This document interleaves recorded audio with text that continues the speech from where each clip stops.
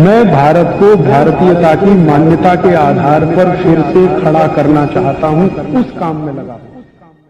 अभी 5वां नियम है, जब भोजन करना हो तो भोजन को धीरे धीरे खाना, चबा चबा के खाना।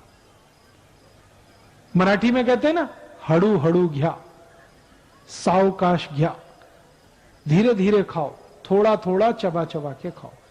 अभी कितना चबाएं? तो आयुर्वेद में कहा गया, जितने दांत उतनी बार भोजन चबाओ। तो आप कहेंगे 32 दांत, तो 32 बार चबाओ।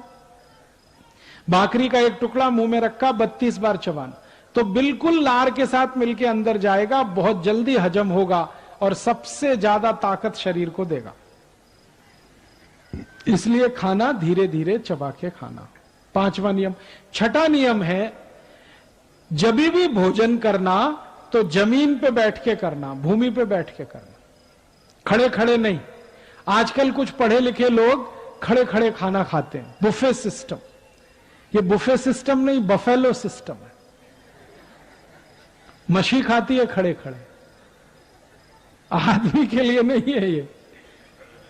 लेकिन ये पढ़े लिखे लोग हैं ही इडियट, करें क्या उसका। अमेरिका यूरोप की नकल करके खड़े खड़े खाना खाते हैं।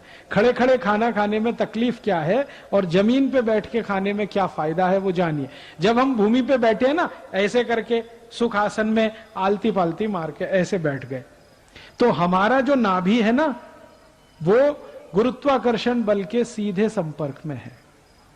गुरुत्वाकर्षण बल नाभि पे जब केंद्रित होता है तो नाभि चार्ज होती है, फिर उसके बगल में जठर है, वो भी चार्ज होता है। अग्नि बहुत तीव्र होती है, तो इस स्थिति में बैठ के जो खाना खाएं बहुत जल्दी हजम होता है।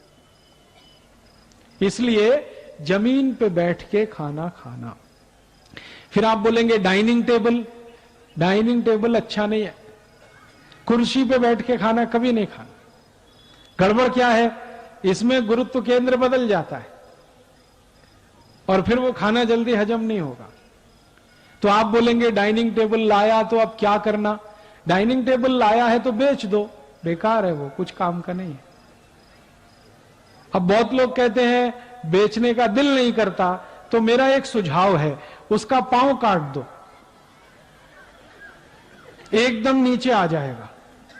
तो जैसे पाटा होता है ना, लकड़ी का पाटा, वैसे डाइनिंग टेबल पे थाली रख के आप जमीन पे बैठ के खाना, उसका ये उपयोग।